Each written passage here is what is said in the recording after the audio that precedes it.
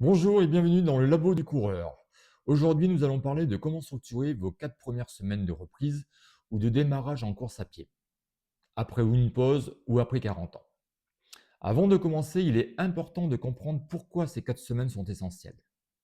Après une longue pause, votre système cardiovasculaire revient relativement vite, mais les tendons et les muscles mettent plus de temps à s'adapter.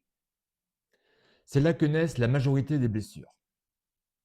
Un plan de 4 semaines permet donc de réhabituer le corps progressivement à l'impact de la course, de créer une routine régulière et d'éviter les surcharges musculaires et tendineuses.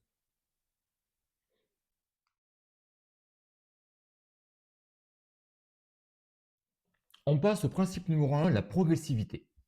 Lorsqu'on le reprend, il est très tentant de courir immédiatement. Mais marcher n'est pas un signe de faiblesse. Au contraire, c'est un outil d'entraînement et intelligent. Alterner marcher et course permet de réduire la tension musculaire et tendineuse, de maintenir le cœur actif, d'habituer les tendons, les fascias et les quadriceps à l'impact progressivement. Exemple, commencez avec 1 minute de course et 10 minutes de marche, répétez pendant 20 minutes. Chaque semaine, vous augmentez légèrement la part de course et réduisez la marche.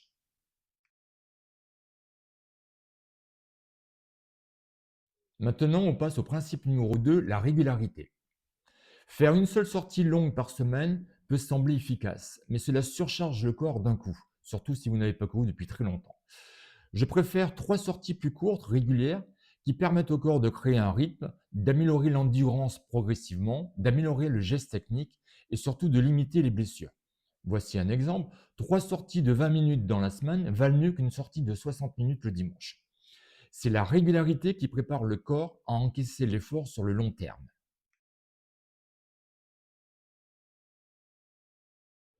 Principe numéro 3, l'échauffement. Un échauffement simple de 5 minutes suffit. Un peu de marche active, mobilité articulaire, cheville, genou, hanche, plus tard on vous donnera des exemples, quelques mouvements lents pour réveiller le corps. Sans échauffement, les premières foulées frappent des tissus froids, ce qui augmente le risque de raideur ou de douleur. Avec un échauffement simple, le geste devient fluide dès le départ.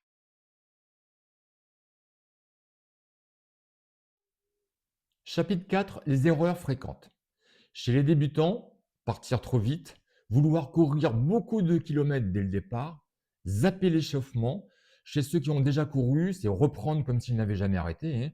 Sous-estimer l'adaptation des tendons et des muscles, croire que le cardio suffit. La grande erreur commune, c'est confondre conditions physiques et conditions tissulaires.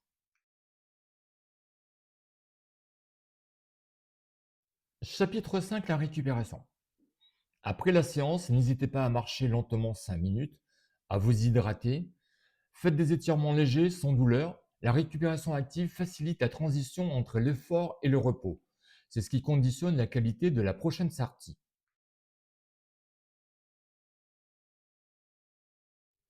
Principe numéro 6 ou chapitre numéro 6. Maintenant, nous allons vous donner un plan semaine par semaine. Mais si vous laissez vos coordonnées dans les commentaires, on pourra vous envoyer un plan personnalisé suivant si vous êtes en reprise ou si vous débutez réellement.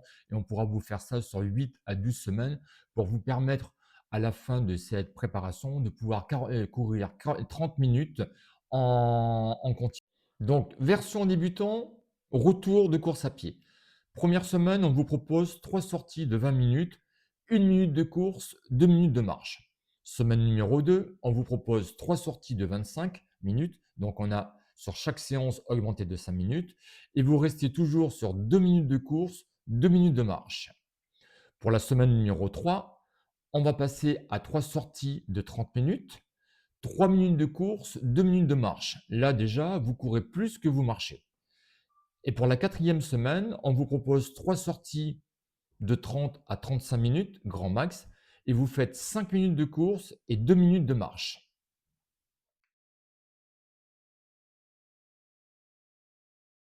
L'objectif n'est pas de courir vite, mais de réhabituer le corps progressivement et en sécurité. Pour conclure, privilégiez la régularité, concentrez-vous sur la durée, pas sur les kilomètres, et écoutez votre corps. Adaptez la progression selon vos sensations. N'hésitez pas à refaire la même semaine.